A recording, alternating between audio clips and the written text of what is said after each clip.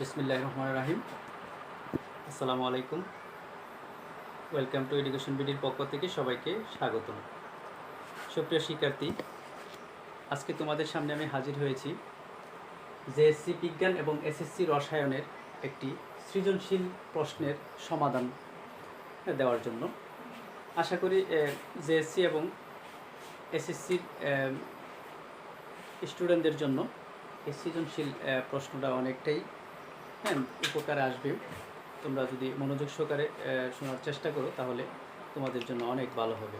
আমরা আসলে তো এখন সৃজনশীলের যুগ, আমরা সৃজনশীল প্রশ্নগুলো কীভাবে আনসার করব একটু এই প্রশ্নের মধ্যে থেকে আমরা জেনে নিব এবং গুরুত্বপূর্ণ জিনিসগুলো আমরা শেখার চেষ্টা করব।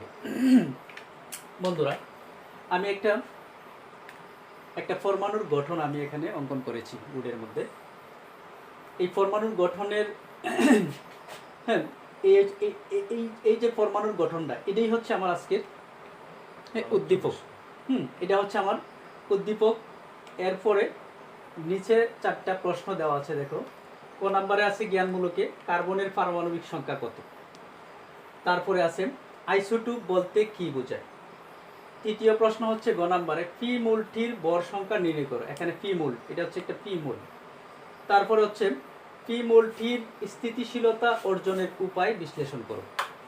বন্ধুরা, আমরা এখানে একটি উদ্দীপকের 4টি প্রশ্ন আমরা এখানে দেখতে পাচ্ছি। আমরা এই প্রশ্নগুলোর উত্তর ধারাবাহিকভাবে দেওয়ার চেষ্টা করব। আশা করি তোমরা মনোযোগ সহকারে বোঝার চেষ্টা করবে।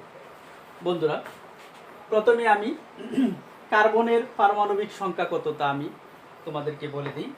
আমরা আমাদের জেএসসির বইয়ের মধ্যে 18টি মূলের একটা ছাড় আছে। এসএসসির বইয়ের মধ্যে সবগুলোই আছে, 118টা মূল আছে, কিন্তু জেএসসির ক্ষেত্রে 18টা মূল দিয়ে একটি ছাড় তৈরি করেছে। প্রথমে আছে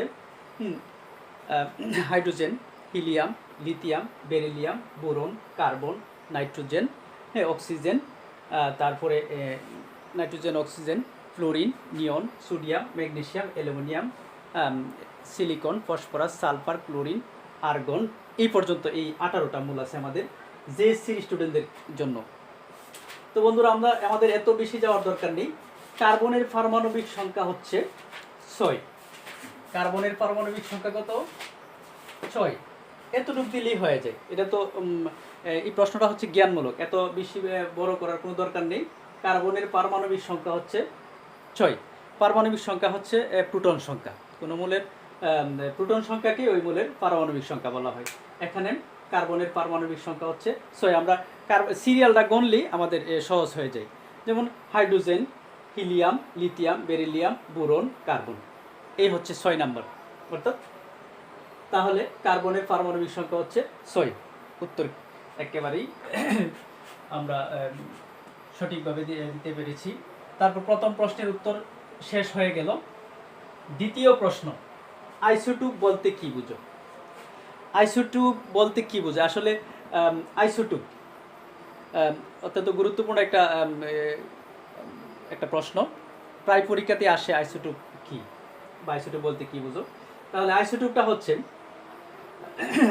হচ্ছে যে সকল মূলের পারমাণবিক সংখ্যা বা প্রোটন সংখ্যা সমান কিন্তু ভর সংখ্যা ভিন্ন, তাদেরকে ওই মূলে আইসোটোপ বলা হয়। বন্ধুরা, যে সকল মূলের পারমাণবিক সংখ্যা বা প্রোটন সংখ্যা সমান কিন্তু ভর সংখ্যা ভিন্ন, তাদেরকে ওই মূলের আইসোটোপ বলা হয়। আমি একটি আইসোটোপের একটা চিত্র যদি অঙ্কন করে তোমাদেরকে দেখাই। যেমন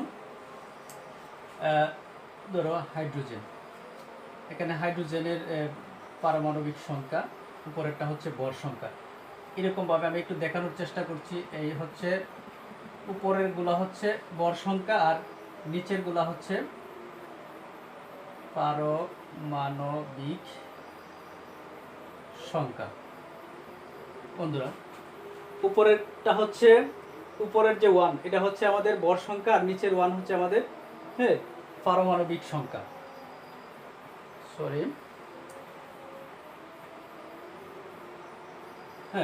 পারমাণবিক সংখ্যা।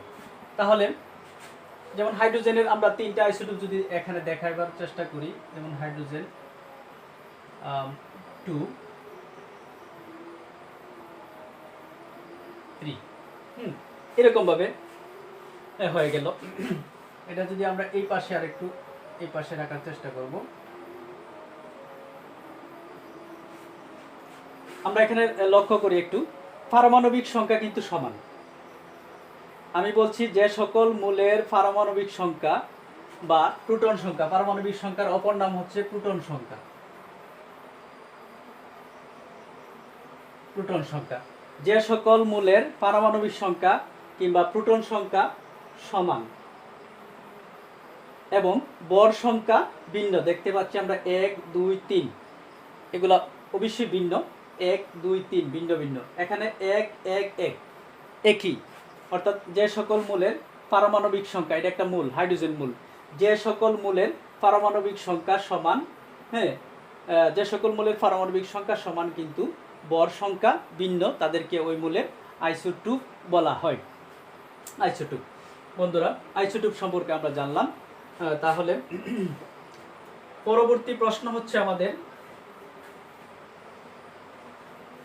পরবর্তী প্রশ্ন,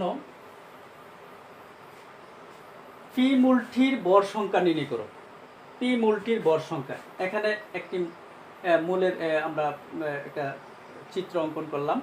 এখানে আমরা আগে দেখব এইগুলো যে আমরা দেখতে পাচ্ছি, এটা কিন্তু একটা পরমাণুর গঠন। আমরা জানি পরমাণুর এটা হচ্ছে নিউক্লিয়াস, এটা হচ্ছে নিউক্লিয়াস, পরমাণুর কেন্দ্রে থাকে নিউক্লিয়াস, নিউক্লিয়াসের বাইরে থাকে ইলেকট্রন, আর নিউক্লিয়াসের ভিতরে থাকে প্রোটন আর নিউট্রন। তাহলে এখানে পি চিত্রটি, এই চিত্রটা হচ্ছে পি। আমরা ইলেকট্রন কণা আগে একটু দেখি। প্রথম কক্ষপথে 2টা, দ্বিতীয় কক্ষপথে হচ্ছে 8টা, 10টা, 11টা। তাহলে বন্ধুরা, আমরা দেখতে পাচ্ছি পি মূলটির ভর সংখ্যা নির্ণয় করার ক্ষেত্রে এখানে 11টা ইলেকট্রন আছে। ইলেকট্রন সংখ্যা হচ্ছে 11 আর নিউট্রন সংখ্যা হচ্ছে 12। তাহলে আমরা এইভাবে লিখব, এরকমভাবে যদি আমরা লিখি যে পি মূলটির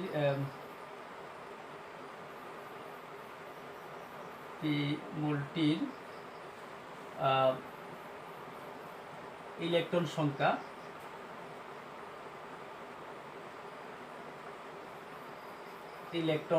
হচ্ছে ইলেকট্রন সংখ্যা হচ্ছে 11টি। বন্ধুরা, এখানে একটা বিষয়, ইলেকট্রন অর্থাৎ ইলেকট্রন সংখ্যা সমান প্রোটন সংখ্যা, প্রোটন সংখ্যা সমান পারমাণবিক সংখ্যা। যেমন পারমাণবিক সংখ্যা সমান প্রোটন সংখ্যা সমান ইলেকট্রন সংখ্যা।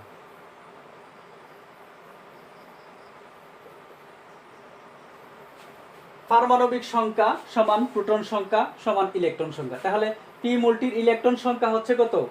11। তার মানে আমরা বুঝতে পারছি যে পারমাণবিক সংখ্যা কত? 11। প্রোটন সংখ্যা কত? 11। তাহলে বন্ধুরা, আমরা আমাদের প্রোটন মূলটির ভর সংখ্যা নির্ণয় করার ক্ষেত্রে ভর সংখ্যা অর্থাৎ ভর সংখ্যার একটা সূত্র আছে, বা ভর সংখ্যাটা হচ্ছে কোনো মূলের প্রোটন সংখ্যা এবং নিউট্রন সংখ্যার সমষ্টিকে ভর সংখ্যা বলে। তাহলে প্রোটন সংখ্যা এবং নিউট্রন সংখ্যার সমষ্টিকে যদি ভর সংখ্যা বলে, তাহলে আমরা এখানে ইলেকট্রনের পরিবর্তে এই ইলেকট্রনের পরিবর্তে আমরা এখানে প্রোটন সংখ্যা লিখতে পারি। প্রোটন সংখ্যা, তাহলে মূলটির প্রোটন সংখ্যা কত? 11। কারণ পারমাণবিক সংখ্যা সমান প্রোটন সংখ্যা সমান ইলেকট্রন সংখ্যা। আমরা ইলেকট্রন গণনা পাইছি কত? 11টি ইলেকট্রন পাইছি। তাহলে এই ওই মূলের প্রোটন সংখ্যা হচ্ছে 11টি। আর নিউট্রন সংখ্যা কত আছে আমাদের?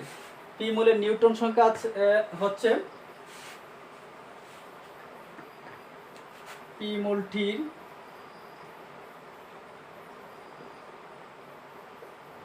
নিউট্রন সংখ্যা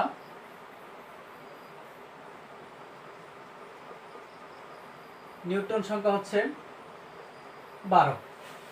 পি মূলটির নিউট্রন সংখ্যা হচ্ছে 12। বন্ধুরা, আমরা বর সংখ্যা যদি আমরা নির্ণয় করতে চাই, তাহলে বর সংখ্যার একটি সূত্র আছে, আমরা সূত্রটা লিখব। বর সংখ্যার সূত্র হচ্ছে, আমরা জানি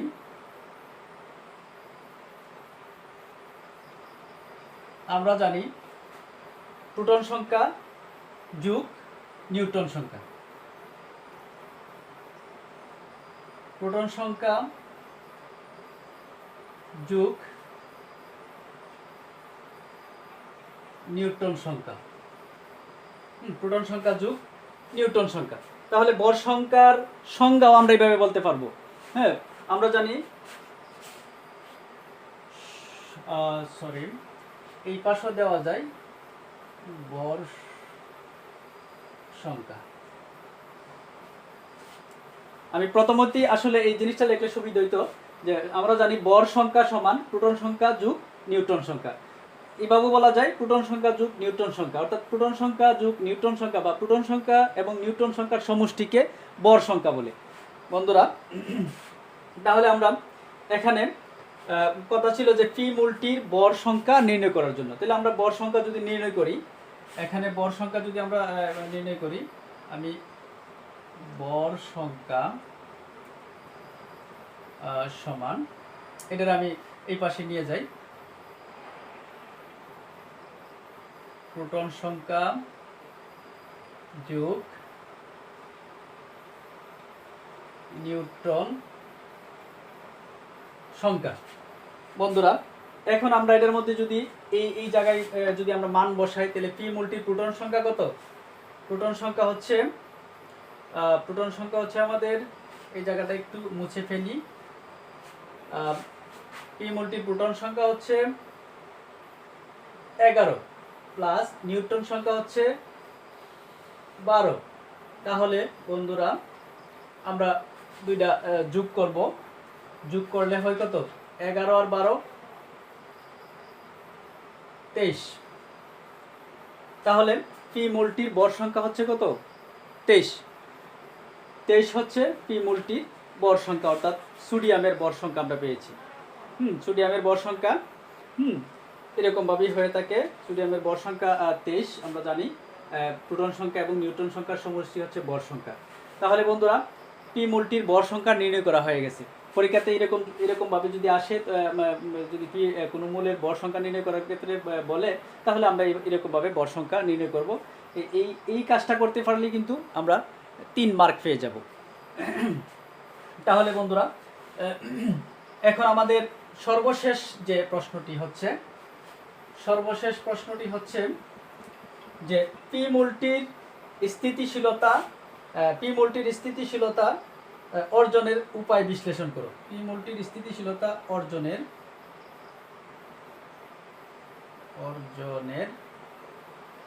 উপায়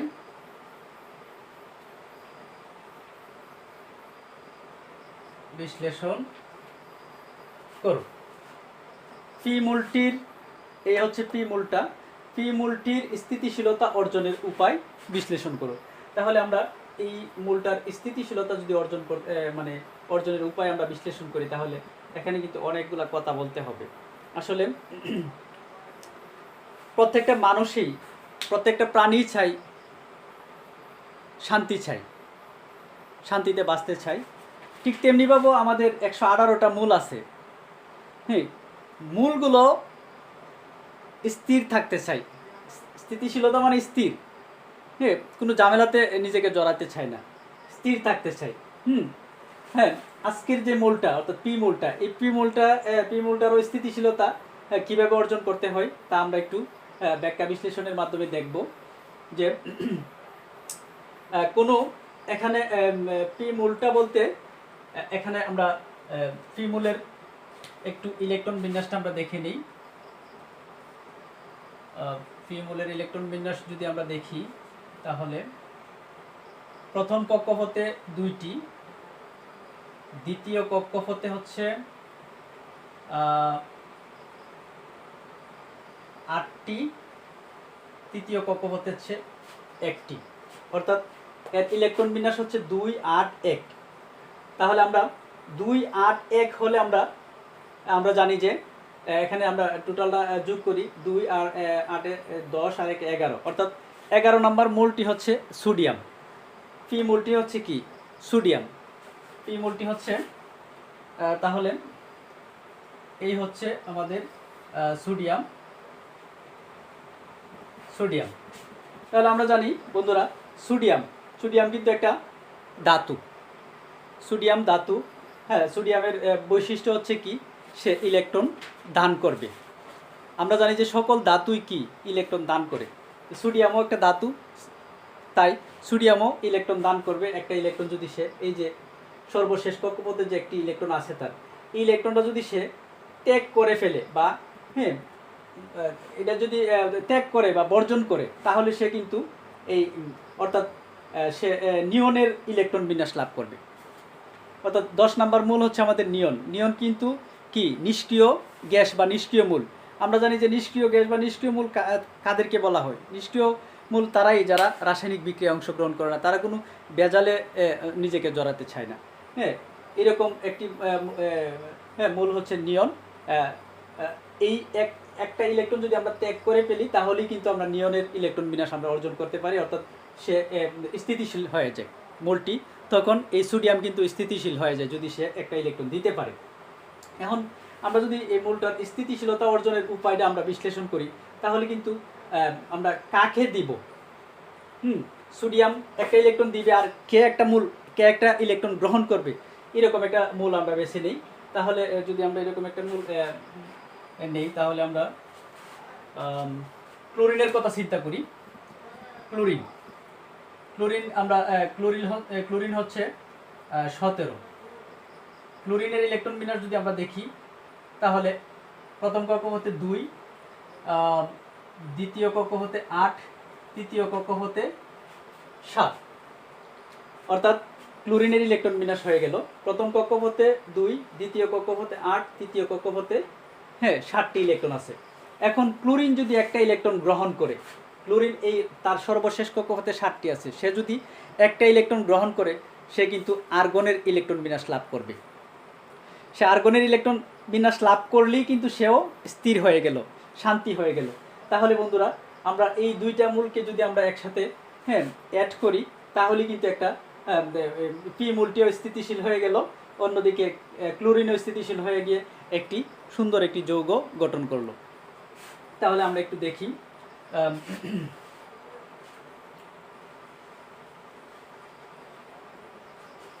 আমরা জানি যে সোডিয়াম যদি একটা ইলেকট্রন সে দান করে, সে কিন্তু এরকম হয়ে যাবে, সোডিয়াম প্লাস, তারপর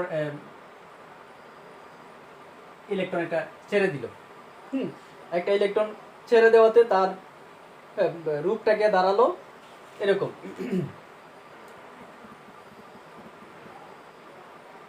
অন্যদিকে ক্লোরিনের কথা যদি আমরা চিন্তা করি, এখন আরেকটা বিষয়, এখানে কিন্তু আরেকটা জিনিস হয়ে গেছে, সোডিয়াম ধনাত্মক আয়নে পরিণত হয়েছে। সোডিয়াম এখানে ধনাত্মক আয়নে পরিণত হয়েছে, অর্থাৎ ক্যাটায়নে পরিণত হয়েছে। যে মানে ধনাত্মক আধানযুক্ত পরমাণুকে ক্যাটায়ন বলে। সোডিয়াম ক্যাটায়নে পরিণত হয়েছে। সোডিয়াম ইলেকট্রন দেওয়াতে, একটা ইলেকট্রন ত্যাগ করাতে সোডিয়াম ক্যাটায়নে পরিণত হয়েছে। সোডিয়াম এখানে আমরা জানি যে ইলেকট্রন দান করে, বা যে বাস্তব জীবনে আমরা জানি যে কেউ যদি টাকা পয়সা দান খয়রাত করে, তাকে ধনী বলা হয়। ঠিক মৌলের ক্ষেত্রেও যে ইলেকট্রন দান করে তাকে ধনাত্মক বা ধনী বলা হয়, আমরা বলতে পারি। এখানে সোডিয়াম একটা ইলেকট্রন ত্যাগ করেছে, সে ধনী, তার এই ধনীর চিহ্নই হচ্ছে ধনাত্মক চিহ্ন, অর্থাৎ পজিটিভ। আমরা সে ক্যাটায়নেও পরিণত হয়েছে, রসায়নের ভাষায় যাকে বলা হয় ক্যাটায়ন, সে ক্যাটায়নে পরিণত হয়েছে একটা ইলেকট্রন দান করার ফলে। অন্যদিকে ক্লোরিনের কথা যদি আমরা চিন্তা করি, ক্লোরিন সে যদি একটা ইলেকট্রন গ্রহণ করে, ক্লোরিন যদি একটা ইলেকট্রন গ্রহণ করে, তাহলে কিন্তু তার চেহারা হবে এরকম। সে একটা ইলেকট্রন গ্রহণ করেছে, তার রূপ সে এরকমভাবে একটা রূপ ধারণ করবে। এই হচ্ছে ক্লোরিন একটা ইলেকট্রন গ্রহণ করাতে তার সে যে ঋণী, অভাবী, তার এই চিহ্ন দ্বারাই, ঋণ মানে ঋণাত্মক, ঋণ এই মাইনাস চিহ্ন দ্বারা আমরা ঋণাত্মককে বুঝি। তাহলে সেও কিন্তু একটা আদানে পরিণত হয়েছে। ঋণাত্মক আদানযুক্ত পরমাণুকে কি বলে? ঋণাত্মক আদানযুক্ত পরমাণুকে অ্যানায়ন বলে। এখানে সোডিয়াম হয়েছে ক্যাটায়নে পরিণত হয়েছে, আর ক্লোরিন অ্যানায়নে পরিণত হয়েছে। এখন আমরা বন্ধুরা যদি আমরা এটাকে আমরা যদি একটি যৌগ গঠন করতে চাই, হ্যাঁ, তাহলে আমরা এই জিনিসটাকে আমরা এরকমভাবে লিখতে পারি। যৌগ গঠনের ক্ষেত্রে আমরা এই প্রশ্নটা এখন আর দরকার নেই, আমরা মুছে ফেলি। আমি একটা যোগ করি। উপরে আছে সোডিয়াম প্লাস ক্লোরিন মিশাইলাম, তারপরে হচ্ছে সোডিয়াম প্লাস ক্লোরিন মাইনাস সমান সমান সোডিয়াম ফ্লোরাইড। এই একটা যৌগ কিন্তু হয়ে গেল বন্ধুরা। এটা কিন্তু ধাতু এবং অধাতু মিলে একটা যৌগ গঠন করছে, অর্থাৎ এটা একটা আয়নিক বন্ধন। হ্যাঁ, এসএসসির স্টুডেন্টদের জন্য এটা একটি আয়নিক বন্ধন। আয়নিক বন্ধন কিন্তু একটি আয়নিক বন্ধন গঠন হয়েছে। সোডিয়াম এবং ক্লোরিন যুক্ত হয়ে সোডিয়াম ক্লোরাইড একটি লবণ তৈরি হয়েছে, যে লবণ আমরা খাই, অর্থাৎ টেবিল লবণ যাকে বলে, এই টেবিল লবণ তৈরি হয়েছে। তাহলে বন্ধুরা এই মূলটি কিন্তু পি মূলটি কিন্তু স্থিতিশীলতা অর্জন করেছে। কিভাবে? সে একটি ইলেকট্রন দান করেছে, দান করে নিয়নে পরিণত হয়েছে। অন্যদিকে ক্লোরিন তার সর্বশেষ কক্ষপথে 17, সে একটা ইলেকট্রন গ্রহণ করে সে আর্গনের ইলেকট্রন বিন্যাস লাভ করেছে। এতে করে ইলেকট্রন দেওয়া এবং নেওয়ার মাধ্যমে, আমরা জানি বন্ধুরা, দেওয়া এবং নেওয়ার মাধ্যমেই সুখ এবং শান্তি, হ্যাঁ, হয়, সুখ এবং শান্তি রক্ষিত হয় আর কি। তাহলে এখানে ইলেকট্রন দেওয়া এবং নেওয়া হয়েছে, দেওয়া এবং নেওয়ার মধ্যে দিয়েই একটি যৌগ গঠন হয়েছে, অর্থাৎ দুইটি মূলই যে উত্তেজিত অবস্থায় ছিল তারা কিন্তু এখন স্থিতিশীলতা লাভ করেছে, অর্থাৎ একটি সুন্দর একটি যৌগ গঠন করেছে।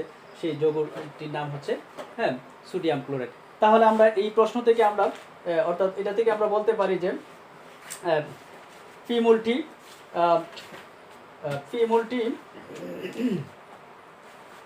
মূলটির স্থিতিশীলতা অর্জনের, হ্যাঁ, অর্জনের উপায় এখানে কিন্তু আমরা বিশ্লেষণ করতে সক্ষম হয়েছি। পি মূলটি স্থিতিশীলতা অর্জন করেছে বন্ধুরা। আমরা যদি তাহলে এই প্রশ্ন এখানেই শেষ হলো। আমরা ইচ্ছা করলে আরেকটা সৃজনশীল প্রশ্ন আমরা দেখব। একটা সৃজনশীল প্রশ্ন যদি আমরা দেখতে চাই, তাহলে আমি আরেকটা চিত্র অঙ্কন করি।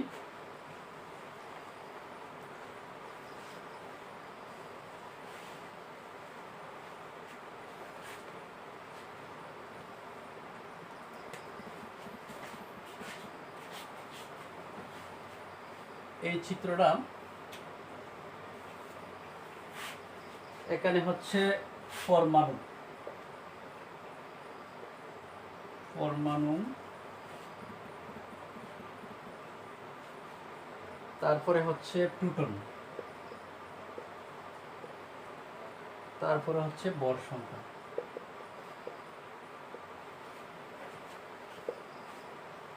আমরা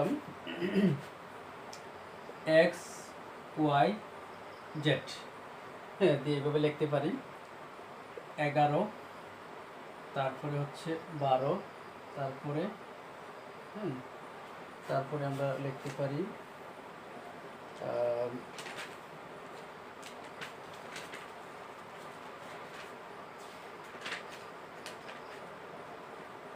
তারপরে আমরা 6 লিখতে পারি।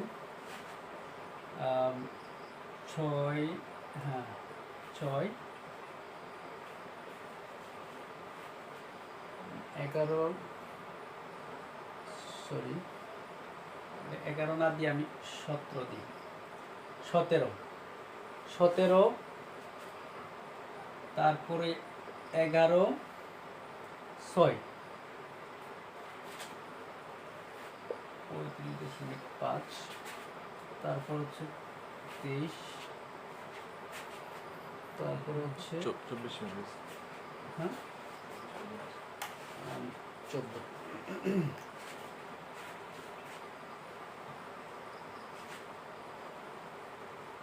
এই হচ্ছে একটা উদ্দীপক। এখানে প্রশ্ন হচ্ছে না, খেতে লাগবো এইটা বাদ দিলে অনেক জায়গাটা একটা দিলে কত না না ধীরে বইটা করবো বলো শেষ করো। হ্যাঁ প্রিয় বন্ধুরা, তাহলে আর এখানে আচ্ছা যাই হোক, আমরা যে উদ্দীপকের আলোকে আজকে আমরা তোমাদেরকে বোঝানোর চেষ্টা করেছি, আশা করি তোমরা এরকমভাবে উদ্দীপক আসলে হ্যাঁ, সৃজনশীল প্রশ্নের উত্তর সঠিকভাবে দেওয়ার চেষ্টা করবে বুঝে বুঝে। তাহলে ইনশাল্লাহ আশা করি তোমরা পরীক্ষাতে ভালো রেজাল্ট করতে পারবে। যাই হোক, আজকে এখানে আমার ক্লাস শেষ করলাম। সবাইকে ধন্যবাদ। আসসালামু আলাইকুম।